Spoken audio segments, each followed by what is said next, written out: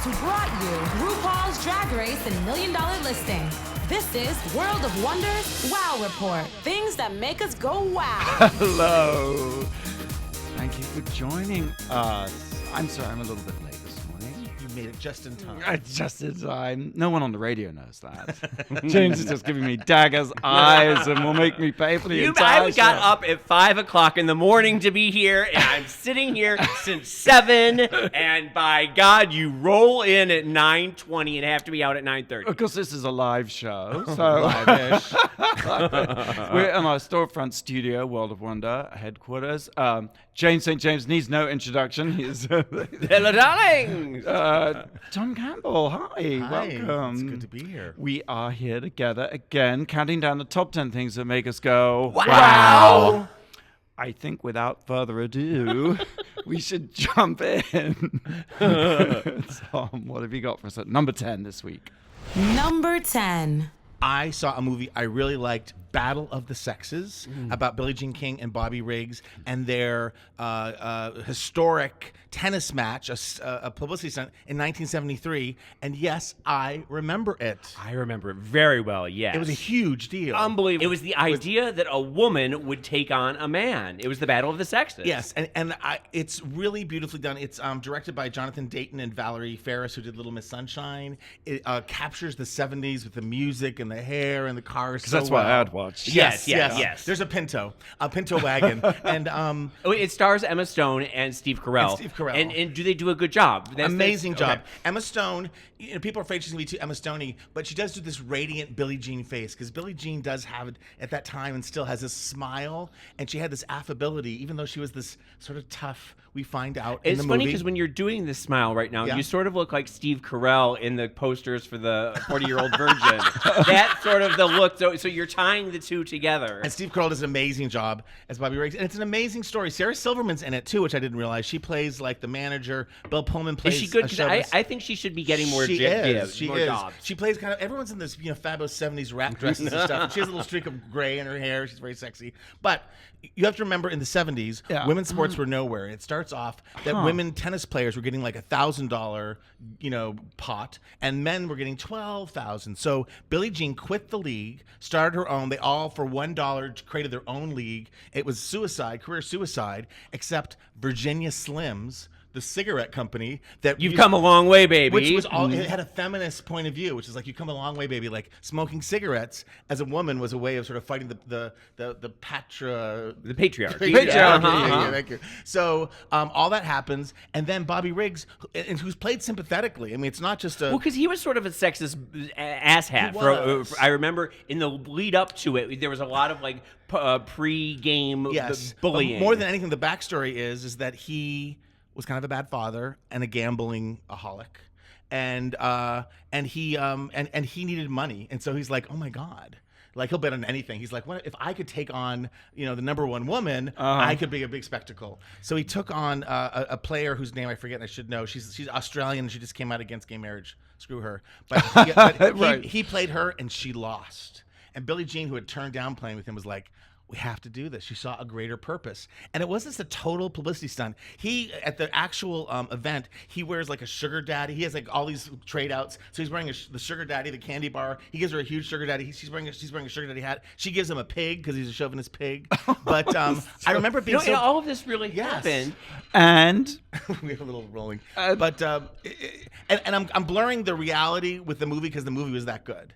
It gave me the feels. At the end, she beats him. well, that's what I want. I was like, who won the match? She won. She won. It was a time in my youth. And it was a huge moment in the 1970s for 90 feminism. million people watched. It affected the men of America so much. Wow. And you realize it's like All in the Family was a huge TV show. It was like 2 years after All in the Family. So Bobby Riggs was kind of this jester, Archie Bunker, but chauvinist pig, and she took him on so well. And what also plays, which they don't advertise, because Michael Pressman, who used to work here, used to work in movies, and he said that Miramax, when promoting the Harvey Milk movie, they said it's about bringing people together, and when people come together, they can do anything. Like, in other words, in promoting it, don't mention homosexuality, because that won't bring in the largest audience, and the better good is to bring in the largest audience and let them see the story of homosexuality. And Billie Jean King is having a lesbian affair, her first, during this period. She's also married to a very nice man. At the end, they do those credit things at the end. I didn't know if the movie was really moving me, except by the end with the tennis match. I'm like, you think it's real? Like I'm going along with every moment. And you're like, sports, yes, sports. And also, tennis was so big in the 70s, because of this kind of thing. But the very end, it's sort of like Billie Jean eventually, found her life partner, whose name I forget, and they've lived happily ever after. They go, the husband remarried, he had children, and that Billie Jean and her wife are the child's godparents. Oh, that's so nice. And it just made me burst out into tears. And what about Bobby Riggs? What happened to him? Bobby Riggs, the story with him, Elizabeth Shue, who plays Elizabeth Shue. his long-suffering wife, who is like tan and blonde, and I think she must be wearing teeth or something, but she's all in wrap, like, you'd love her. She looks like Betsy Bloomingdale or something. You love that. I love Elizabeth Shue. And they end up, in the movie, they separate, but they end up coming back together. So Bobby Riggs is kind of doing it for the attention, but he's playing in, like Trump, but in a less severe way. He's playing into the populace, the thinking. But he really wanted to win, right? He wanted to win. He didn't sort of... No. But by the end, he was so confident because it is a banner of being overconfident. Hubris.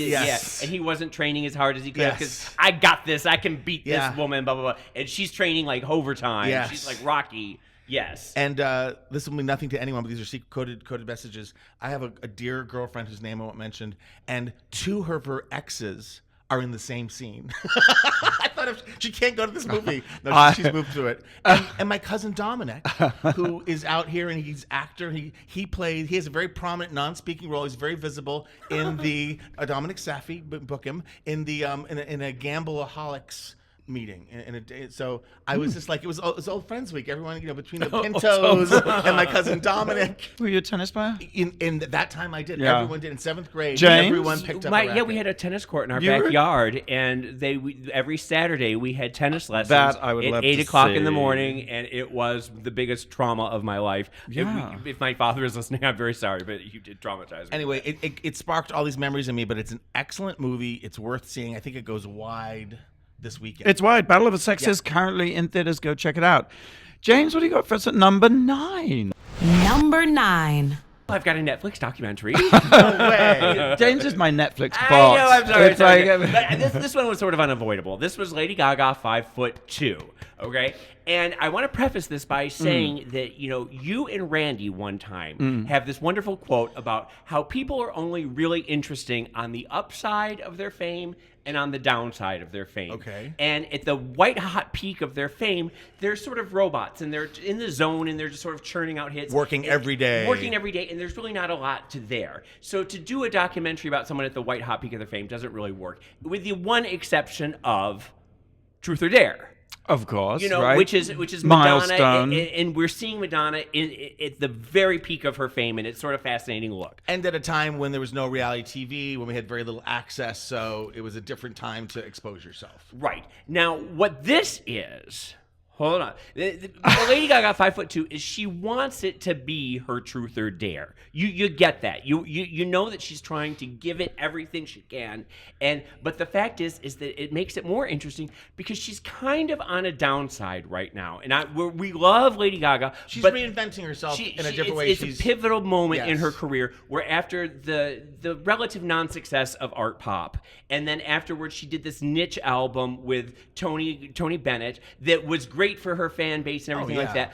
And now she's trying with Joanne to do her most personal album yet and to try and reinvent herself in another, once again, So that's sort of, and she's also dealing with this chronic pain throughout the documentary, which is, it's hindering what she wants to do. And so you see this struggle within her, and it's really fabulous.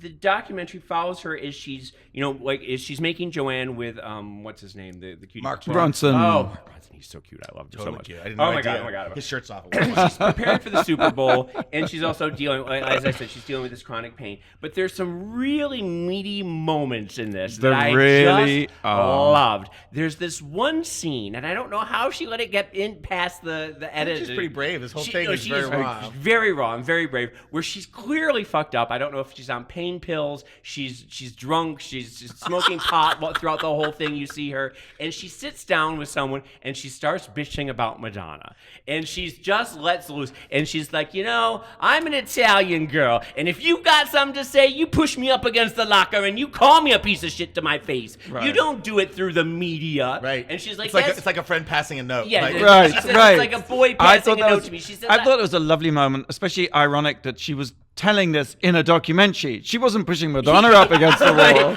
So it was all very sort of mirrors. But it is so like Truth or Dare, I felt, because it is this glimpse into it is so hard to be real. How can you not manage the reality and present? Sure. I thought it was a very sort of curated exploration of her reality, which isn't to say insincere or fake at all, but it was so interesting and moving. But I want to sort of go back to the moment with Madonna right there. Right. Because you see how important Madonna is to her Ways and how on, she still looms very big over her career, and the fact that she wants so much to have this interaction with Madonna, that it means something to her, that Madonna's never spoken to her. There's another scene where she has a complete breakdown on the set of American Horror Story, and she's having a diva moment, and it's because they keep throwing new things, new lines at her. She wants to do her job right. She wants to do her job right, and it's like she just sort of has a meltdown. I thought it was extraordinarily restrained, actually. And she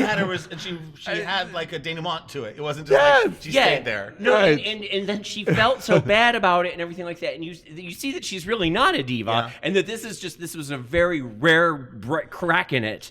Can I just say, Lady Gaga's meltdown was less than your meltdown before Frank got here. Just so you know, if we're doing the documentary review. But since this is that, you could do a Lady Gaga moment and say, "I'm so sorry, I didn't mean it." I just have to jump in. No, you're fine. I just want to jump in and say, I think the comparisons of Lady Gaga and Madonna, I get them. I know why people make them. But I think it's the wrong comparison. Okay, fair enough. I think Lady Gaga is much more like Elton John in every way, because Elton had his flamboyant costume. Yes. He had that, and then he sort of did that late 70s, where he wore that. He dressed it down, right? And she's in that period. And the fact that she's doing Tony Bennett albums, she's an artist. She's not. It's not like hits.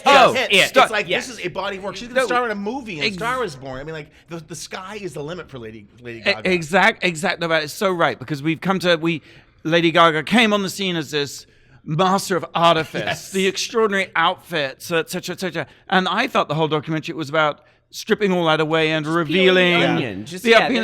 And it is an onion, right? Yeah, so as much as you peel, there is still more to peel. No. I'm not saying that I loved art pop and I love the Tony Bennett stuff. I think she should do an album of a heavy metal album and then a Broadway album after things that. And don't just try to chase the hits. No. I think she's absolutely fantastic for doing all these different facets of herself. I don't know that her fans, or the Little Monsters, are always on board for the Broadway album. That's not a career. You can't chase the fans. You have to have this career and this artistry, and she has that. No, I thought that the ballad version of Bad Romance was the most incredible thing. Yeah. It was just this sort of shining jewel right in the middle of the film. I hadn't heard it before. I was like, oh my gosh. His birthday at the Rainbow Room. Rainbow Room. Yeah. Wasn't it? It was just so like, oh. But that's the sign of a great song. And I also love where it can just be any sort of genre. But also the scene where she's at the pool and she just takes her top off and she's just sitting there. And you're just like, what? That was truly a tits out moment. She's got nice tits. What can I tell you? Anyway, it's a fascinating documentary. It's really good. There's so much to grab onto, and I just think it's one of the best documentaries out there. Grab onto? Gaga 5'2", currently streaming on Netflix. Number 8. So my segue is, remember Gaga, wasn't she carried in to some award show in an egg? Yes. VMA. Right. So I picked for my number 8 2 incredible edible eggs. What? Yes. Listen. Okay. So they have discovered a veggie egg. It's called the V-egg-IE. So I should say ve-eggy. A vegan egg. A vegan egg. They discovered it, or they made it in a lab? They made it in a lab. Oh yes, they discovered it. It was a vegan. They have been working on this for 18 months. They're food students in Italy. I think this is no joke. You're cracking me up. Excellent. But it does actually have a yolk. This faux egg. Okay. Sean had fake eggs forever though. But this Egg is like beaters. this. Yeah. You see a picture of it. Yeah, you show a picture. It really looks like an egg, and it feels like an egg. They managed you to. can crack it open and it's a whole. No, you can. You can. It's like a boiled egg. It's like a hard-boiled egg without a shell. Okay, I agree. One thing at a time. I mean, it's like But Sean Poulter, which I thought was interesting, was writing about poultry. Yeah. Huh? Yeah, he wrote about it, and he said it's made from a base of proteins extracted from unspecified legumes, a gelling agent, a gelling agent, and a special salt. Yeah. Student of the food scientists in Italy at Udine University. And the most challenging aspect of creating this was creating the rubbery consistency of eggs. Sure. Isn't that amazing? Now, is this something that speaks to you? Are you an egg aficionado? Well, I'm just like, the whole sort of artificialization of food interests me. I am like, when there's a new flavor of potato chip, I always get very excited. And I just thought this was really interesting. It made me go, wow, that's why we're here, right? And I have to say, when people say, where do you want to go out to eat or what's the restaurant, I always go to vegan places now. And I'm not a vegan because there's all this food experimentation. Right. Sometimes it's science-y. And there is, you ever go to Crossroads on Melrose and Sweetser? It's so good. Everything's so savory. But they have this thing they only serve at lunch, which is like a veggie burger that bleeds. No, because they say that. Well, there is no real. This is my problem with vegan food. They're always trying to imitate meaty food. A vegan burger. It works at Crossroads. It works at Crossroads. Okay, Just very recently, Theron took me to a vegan place. Not that one, but another one. And I had the macaroni and cheese, and it did not do well. I didn't like the there's cheese. hits and misses, Yeah, but I don't Crossroads is expensive, but it's good. I urge vegans everywhere just to let go of, burgers and things like that and create fabulous new creations. Exactly. You don't need to, if you're trying to get away from meat, why are you imitating meat? Because we all crave it. But I promised you 2 incredible eggs, incredible edible eggs. And the second incredible egg, have you heard about the naked egg taco? From, Blake, you know your fast food. Taco Bell. Thank you, Taco Bell. The naked egg taco is, it's a fried egg that's standing in for a tortilla. So the pliable eggshell disgusting. sandwiches a filling of potatoes, cheese, and bacon or sausage. So wait, you just grab an egg? Yes. We'll Have you post had some one? pictures on the Wow Report. But it's got to be all greasy, and your hands have just got. I'm sure they figured out a way to make it not. Liz Matthews, who is the chief food innovator at Taco Bell, says, shell innovation is at the core of where we experiment. Which is just fabulous. Well, because, remember KFC had the double down, in which was a piece of chicken that was worked as the buns. Right. Actually, at Taco Bell have done Dorito shells, chicken shells, and waffle shells. The waffle shells are sort of good. I've had those. I think Little standard. if you don't fancy a naked egg taco, James, you can get the dressed egg taco, which includes a warm flatbread covering up the egg. I hate to say this, but I don't like eggs. I'm not an egg person. No. Well, that's my egg report. You can read about the eggy on the Wow Report and get a naked egg taco at Taco Bell's nationwide. By the way, they introduced them first in Flint, Michigan. Well, and they've just taken off. So, there you go. Flint, Michigan, home of Sandra Bernhard. Yeah, fix the water. Underwater, yeah.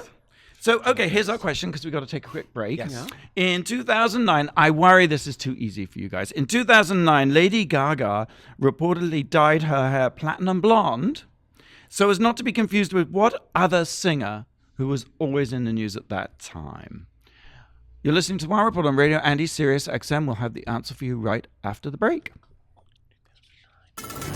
You're listening to World of Wonders Wow Report.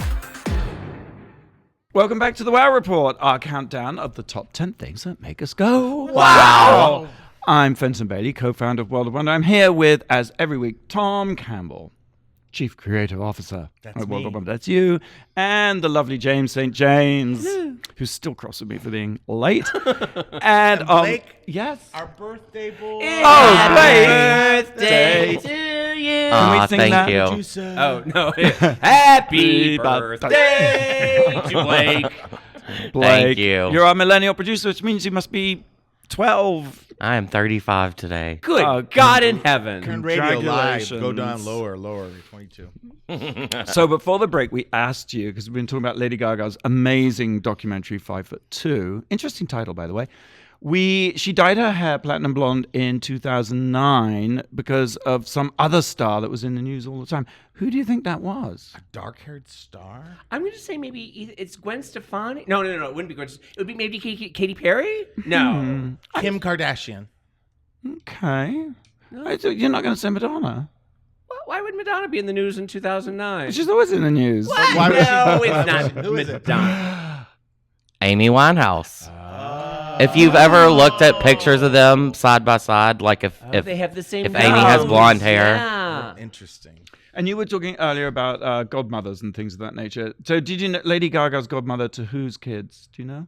I think Elton John. Yes, you're right. I was going to say Billie Jean King's. Oh. And Lady Gaga, of course, is godmother to us all. Tom, number 7. Number 7. Number 7, 60 Minutes. Is celebrating its 50th anniversary on television. Growing up, to me, the 60 Minutes theme created that awful feeling in my stomach that I had been playing all weekend and had to do my homework in front of the TV. So I have trouble watching 60 Minutes. But the big news for season 50 is that Oprah Winfrey has joined as a special correspondent. Just for this season, then. No, I think she's on board now all the time. Yes, Wow. after she hears this, she might quit. And but it was a fascinating. She did a really interesting job, and I'm glad that she's on. Aren't you? I'm glad Oprah's on. I was a little underwhelmed because I have high expectations when it comes to Oprah. And I also, if Oprah can't save us, who can? Wow. And this was her segment. You know, Frank Lutz, who's the big CBS pollster kind of heavyset guy, which I can say because I'm a heavyset guy, he always does those polls on CBS. And during the election, he was kind of always right, but he would always talk to Trump people, and we'd all be horrified what they said. And so he set up a poll in Michigan, Grand Rapids, I think, and Oprah surprises them. You've got Oprah, no. And she calms them down, and then she spends 3 hours talking to pro-Trump people and anti-Trump people, Michigan voters. And There people are who say- 14 of them, right? There's Yeah. seven Trumpers and 7 And you're thinking, non-Trumpers. Oprah will get through this. Oprah will, 'cause Oprah has the ability to break through and bring people together. She doesn't do it. She doesn't do it. And it's not because she's not skilled. It's just like I really thought at the end. I mean, there was one woman, this sort of middle-aged, sort of Asian woman? Yeah. who said with tears in her eyes, with such sincerity, but she's like, "Let's give him a chance. Let's just give the president a chance." Yeah, we need to keep giving him a chance. And Oprah's like, "But don't you think, you're making a lot of assumptions." She goes, "Don't you think we can learn a lot by what he tweets and what he says? Can't we react And what to he's it?" already done? Yes. And what we She know goes, about him? I think we just need to give him a chance. So these Trumpsters are so set in their ways and so have dug their heels in so deep. There's the one guy who keeps saying, "I love him more every day." More every day. Every single day, he gets better and better, and the more he's doing so much for the country. And Oprah's like, "But he's not." And she confronted people. In fact, she did do her job. And I'm being silly by saying I didn't like it, but Oprah, she couldn't break through. And it is dizzying somehow to be with people. But there was this one. The only moment I thought that was a moment where everyone kind of shut the F up was this one woman in the Lady Gaga, where she's like, "I have migraines." It was cute young lady with short hair. She goes, "Does anyone know what migraines are like? You don't know." She goes, "Do you want to take my health care away? Because that's what's going to happen." And everybody, because you're looking at the face of somebody as big as vulnerable as can be, and everyone's like,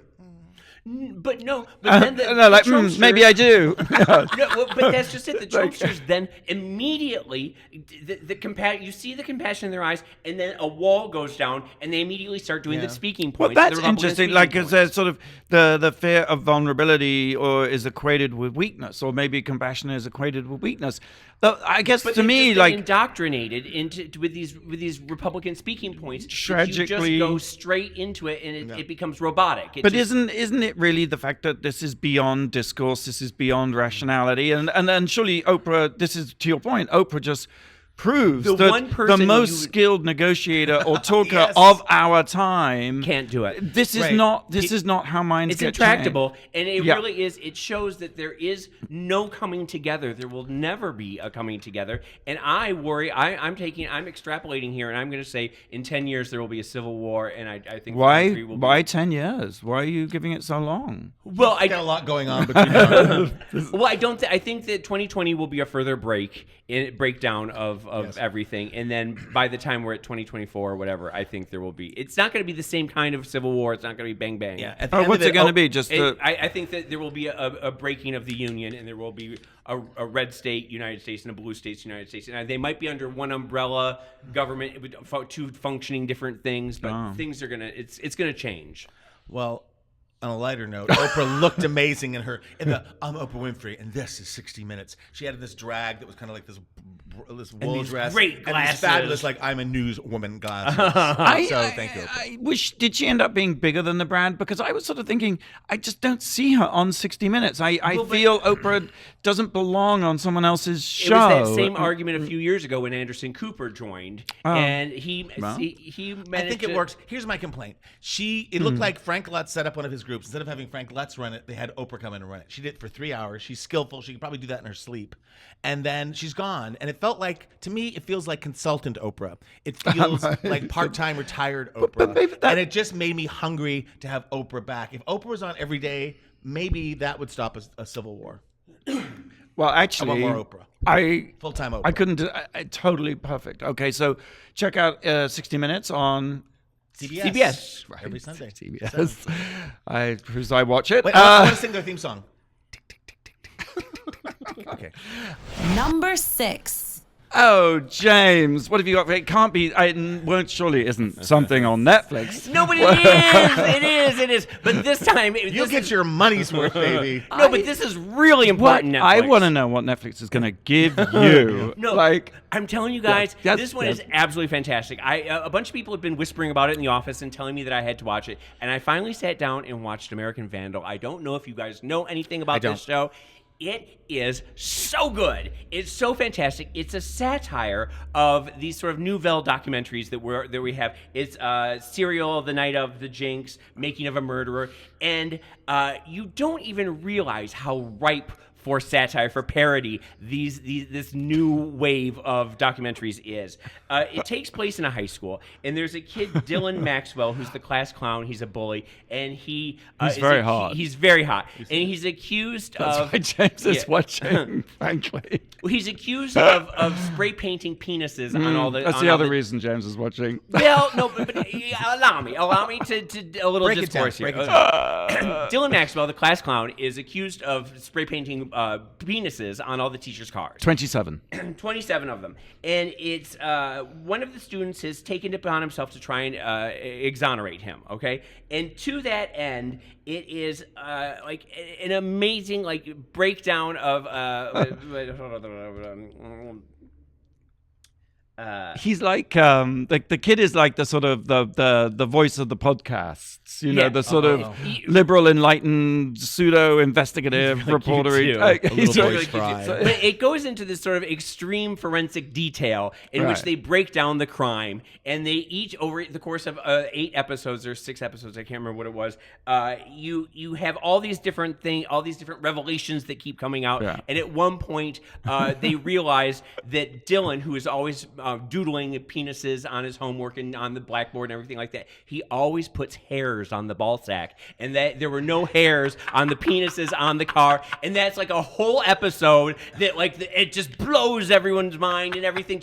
And there's another one where there's another episode where there's what? No, wait, no. But I hated it. No, hold on. On the one hand, you think that it's this extended penis joke, but the fact is, episode 1 certainly was. Yeah. You know what? You really have to get into it because you think, how can they stretch this out? Right. Or how can they keep going? Stretch it out. But the fact is that it really is. It's a sophisticated parody of society Over 8 episodes or something. Over 8 episodes, and as it's going along, half hour, mercifully. it is half hour. But you start thinking, you really start getting involved in these kids' lives, and you really start caring about these kids. There's this one kid. I have something to look forward to. There's one kid who is the nerd, who is the witness, the eyewitness, and there's one episode him where he says that he got a hand job from the most popular girl in school at sleepaway camp, and there's a whole episode breaking down whether or not this could have ever happened, blah blah. And it's done with the string like the bulletin board with the it says like Handy J with like a thumb take with the string going to the ball sack, and it's done like in that sort of way. And then by the end though, there's a scene that I can't really give away because it's a spoiler. But you really do. You end up caring so much about these kids, and I was crying. And people have been saying and tweeting saying that you are not ready for the way that it turns on a dime. I promise to keep with it then, because many did you watch? I watched the first one, and I was like, I just found it very sort of sophomoric, and I just thought it was sort of a bit having seen The Keepers, which is amazing and deals with, it's a real story about child abuse and funny, spraying cocks on cars. It just felt a bit crass. Yes, I know, but no one will love this. Here's the other and then the other thing was it's not real, so why do I care? I don't care. Well, wait a minute, but how do reality has ruined fiction for you? You can't do any fiction at all anymore? Look, I'm just voicing an alternative opinion. All right. We need Oprah to bring us together. Yes, 3 hours of Oprah, come on in.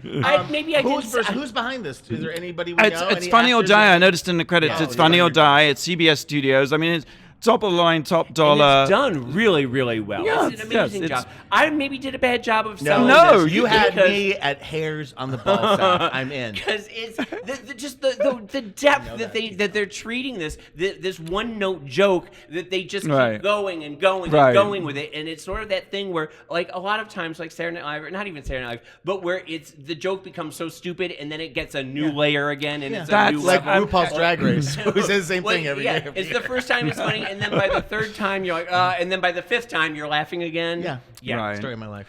Well, that is American Vandal, currently streaming on Netflix. Okay, so for number 5. I thought we'd talk about Oreo's new fall taste. Are you hungry? Is that what this is? Well, actually, because for people who are longtime fans of the Wow we Report, did an Oreo taste test on the radio, which is on so the radio. risky, but now so edgy, so avant-garde, so successful. We're gonna do it again. We You were blindfolded definitely- ourselves and we tasted. Was I there? Yes. James. Now, here's the thing. You can also watch this on the Wow Report, right? Yes. So you can see us, and you don't need blindfolds for this taste test. Okay. I will give you a clue. All of the Oreos... No, it's quite... James, it's quite okay. I'm a ghost. No, we don't need... I'm Casey Affleck. Okay. So, here we go.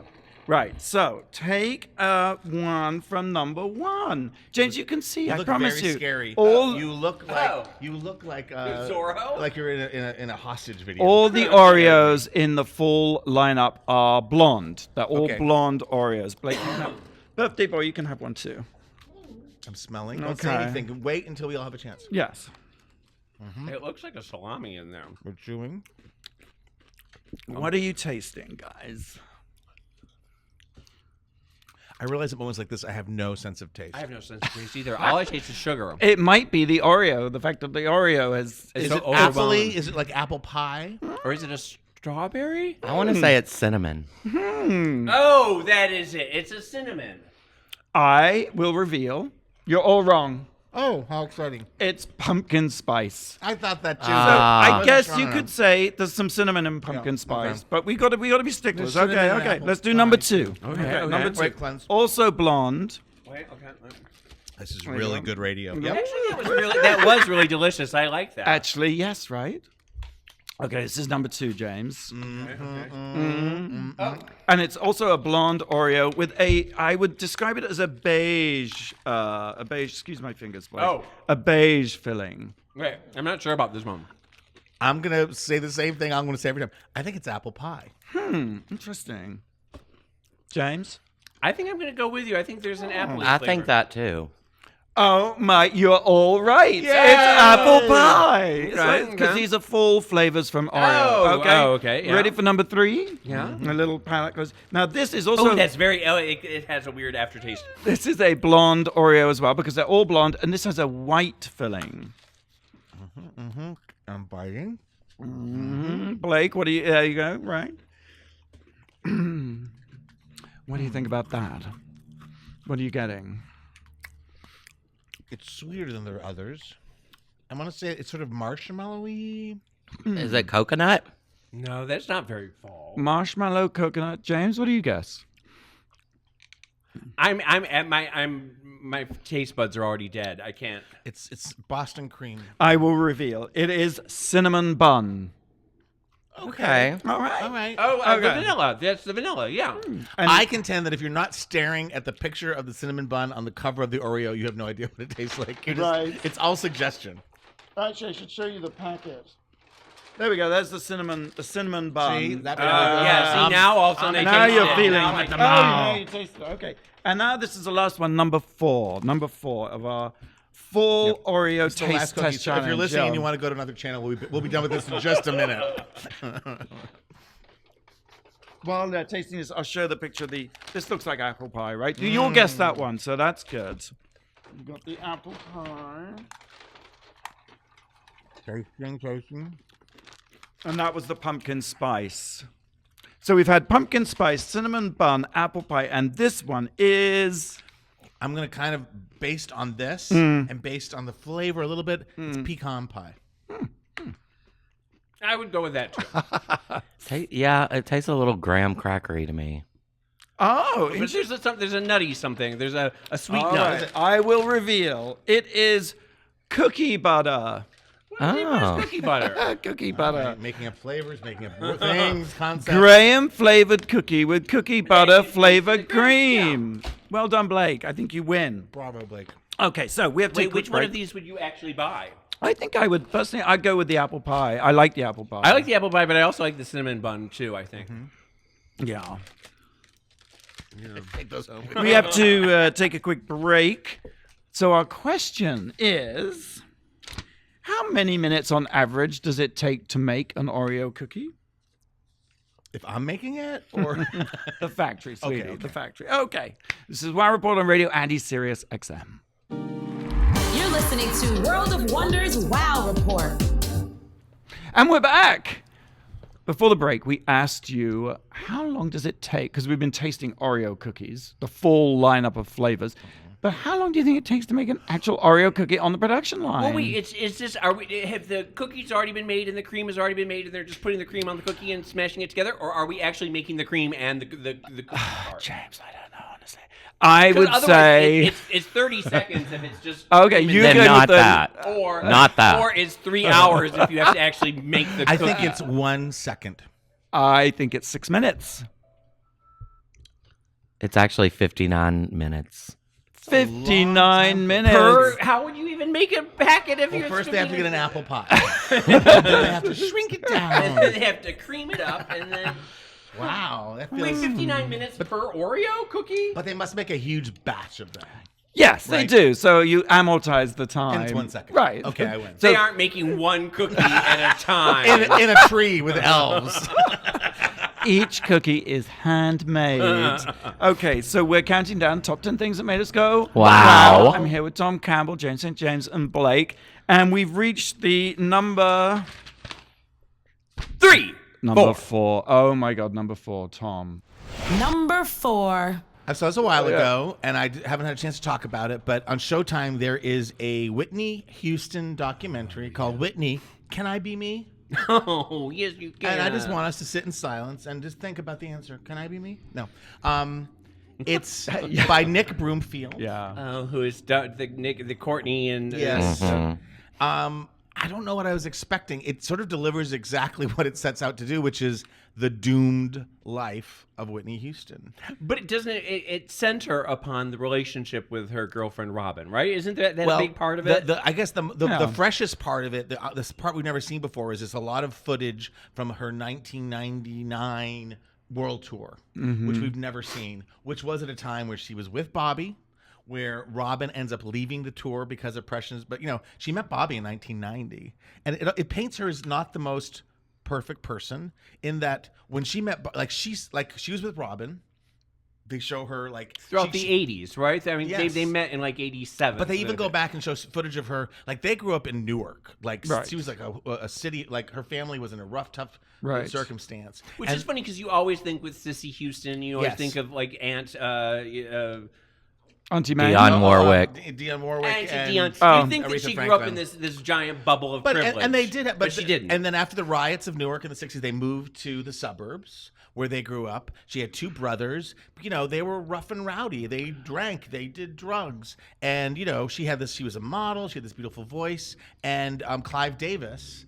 And they talk about how he had sort of taken Aretha Franklin in the 70s and transformed her and taken Dionne Warwick, but he never had started from scratch. He had a pop dream, right? And he turned Whitney Houston into the most beautiful pop chanteuse. But that's the dichotomy of it. Exactly. Can I be me? It wasn't true to who she was. Yes. And you watch it, and I feel guilty because I loved that creation. I loved those videos. And yet that's I love the happy, Whitney Right. and the saving on But my that's left what Whitney. brought her down eventually. A little bit. And then go ahead. No, I mean, isn't that the turning point of the film is at the Soul Train Awards in when- 1990, not that. Right. She sees Bobby Brown and she pursues him.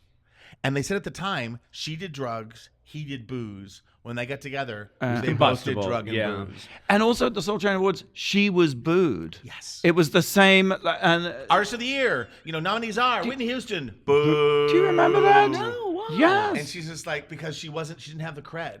She was she was a pop sellout. princess. Yeah. Yes. As big as she was, and so she was losing it. So she met Bobby Brown. And that's how she got her street cred. A little bit, and you believe that, but you also, I think she was attracted to him. I think it was a real love affair. And Robin's around, and they talk about how in their family, and at one point too, later in the 90s, her father, who divorced her mother, sued her. I forgot about that. Yeah. Her father sued her For $100 million. That's just gotta be a bad feeling, right? Yeah. But it's bad all around because he's on his deathbed saying, "I just want her to pay her the money she owes me. Pay me the money she owes me." It's just all around. Just with dysfunction all of the all around. Christianity, and Sissy Houston seems like a tough lady, and they show old interviews with Oprah. It's like they won't, they will talk a lot about how homosexuality is horrible, but they never talk about the core issue in that family, which was drug abuse from her brothers, from her, and that it really is the Whitney story. And I hate to boil it down to that, but once people become addicts, any hope, any talent, maybe she could have negotiated her way,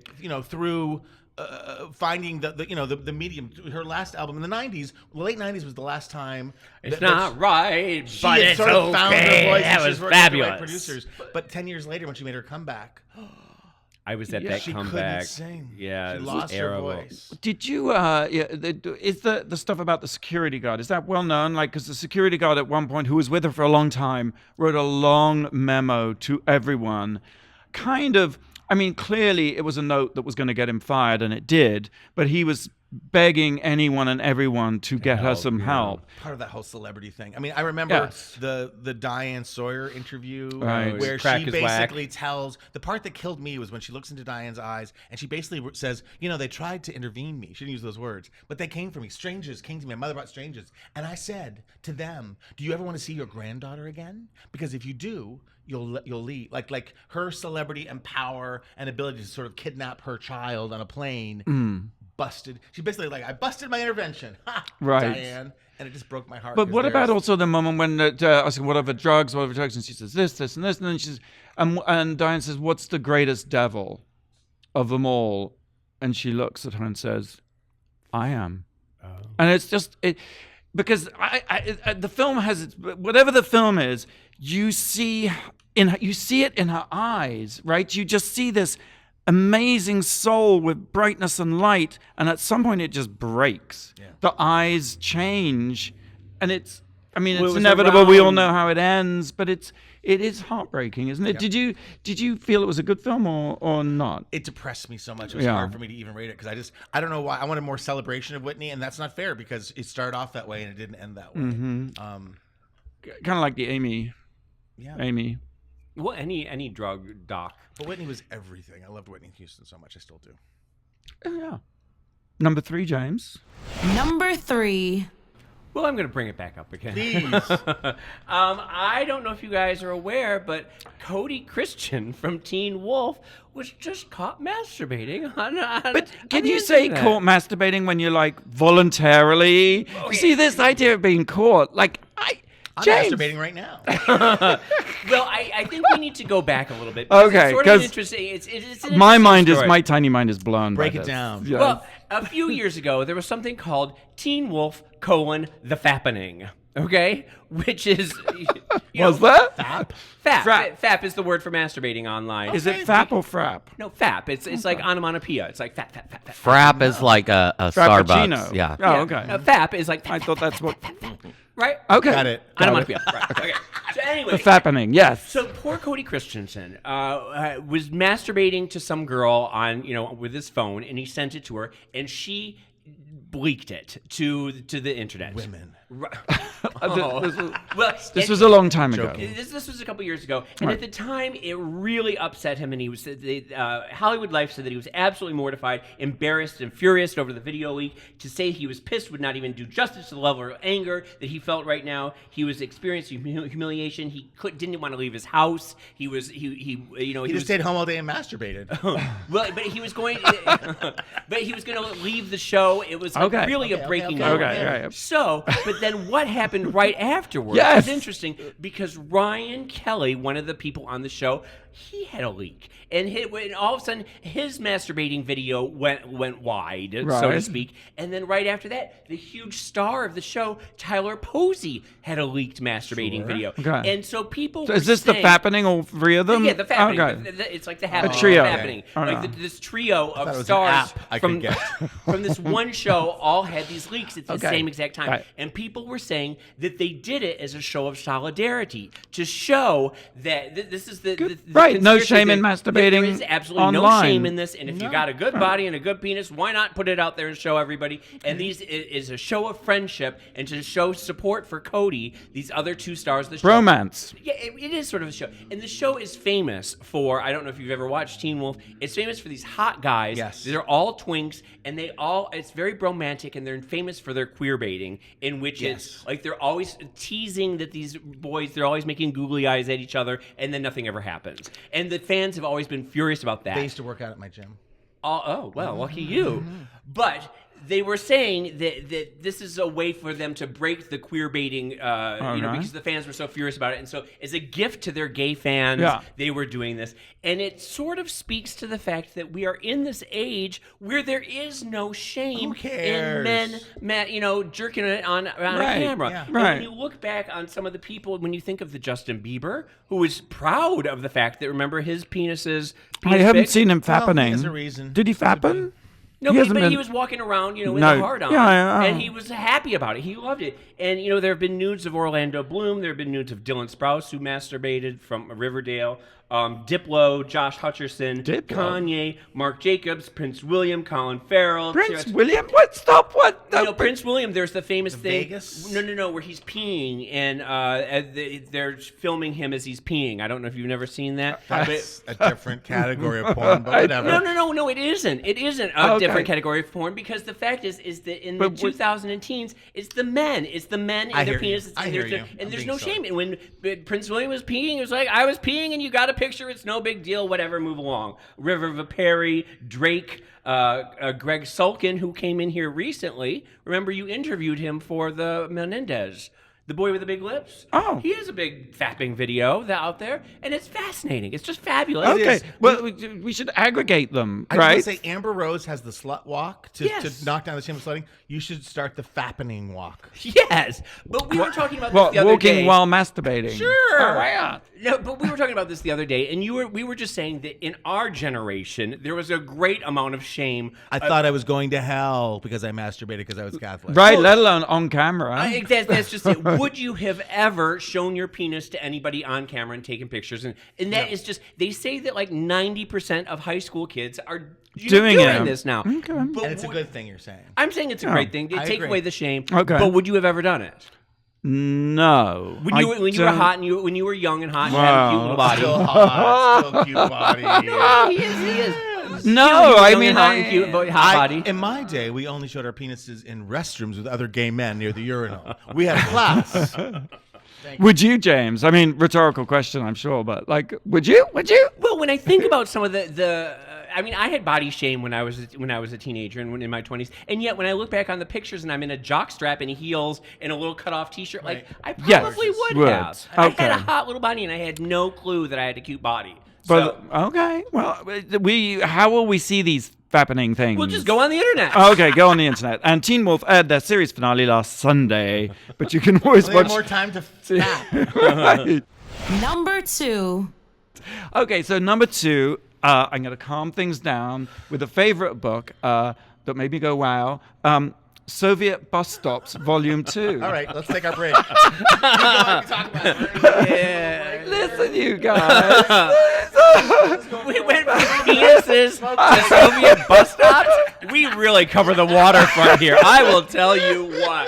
You don't Just know what from you are A to missing. Z, we are. I want to talk about Soviet Bus Stops, Volume 1. It was a Kickstarter. Wait, it's Volume 1? There is a Volume 1. Photographer Christopher Herwig. In 2002, he was biking from London to St. Petersburg, and he challenged himself to take a new photo every hour on his journey. But he discovered along the way these amazing bus stops. And here's the thing. In its latter days, the Soviet Union was very strict about architecture and aesthetics. So architects were continually... which we've talked about before. Right. But it was all a bit locked down and in support of...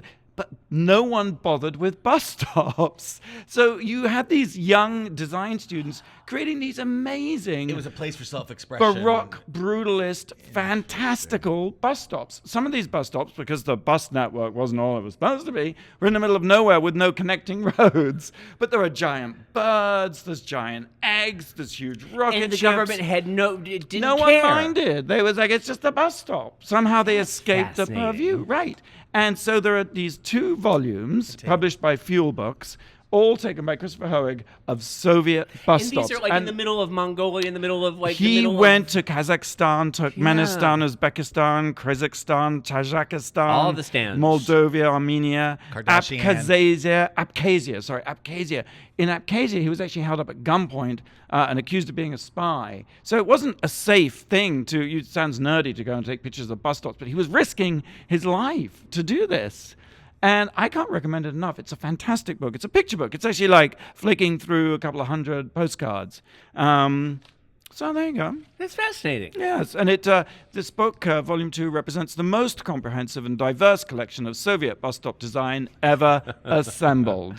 I'm sorry I mocked you. I am getting closer to being sorry that I mocked you. These are I'm going to Google. I would have thought you... No, I'm absolutely You're fascinated. interested in all kinds of erections, James. I'll tell you something, because I have a book on subways of Paris from the not from the Baroque period, but from the Art Nouveau period, and it's just, they are fascinating when it's just like you have these books about these like minutia. I saw Soviet bus stops, and I don't know why it didn't capture my attention. But your description is beautiful. These are amazing erections. Maybe that will interest you more. See, marketing. Let's take a quick break. When we come back, we'll reveal the Resistor of the Week and, of course, the number 1 thing that made us go, wow. It's the Wow Report on Radio Andy, SiriusXM. You're listening to World of Wonders Wow Report. Things that make us go wow. Welcome back to the Wow Report. We've reached that amazing moment where we reveal the number 1 thing that made us go wow this week. What is it? Number 1. I really wanted to talk about my husband, Colin Kaepernick, who I love more than life itself, and how proud I am, and what a wonderful, the sterling character and the moral fiber of this man. He's just absolutely fantastic. He started this movement. I woke up Sunday morning, and I got on Twitter, as I often do, and just the floodgate had opened of all these athletes, taking the knee, and I just think it's the solidarity, the humanity, the way everybody is pulling together against Trump. I love it. I think it's absolutely fascinating. Players. In London, the baseball players were doing, and in the Congress, I saw there was the Congresswoman. Shirley Lee Jackson, I think her name is. But when he first did it, that about was a year ago, and he didn't get hired by a team. I mean, he's been out there on his own, and he got a lot of crap for it from a lot of people. Yes. And it's just it's one of those things where it sort of is now catching fire, and and the Republicans are wrong and Trump is wrong when they're saying that he's disrespecting the flag, disrespecting the anthem. That's not what it's about. It's about bringing attention to the Black Lives Matter and the There's racial a great injustice. meme that's going around that I forwarded that said, equating "Take a Knee" to the national anthem and the flag is like saying that Rosa Parks was, against buses. Against busing. Yeah, public transportation. Yeah, It's exactly. that simple to us, and yet so many people. The day it was happening, and I was in tears watching all the teams. I talked to my brother because I don't watch football. I'm like, is everyone taking a knee? And he goes, yeah, they are. But I went to the Fox website. Oh, yeah. And it was like there was some rogue shooter in South Carolina, North Carolina, who happened to be African American. So there's a picture of him shooting looking for this guy who shot people. There was another thing.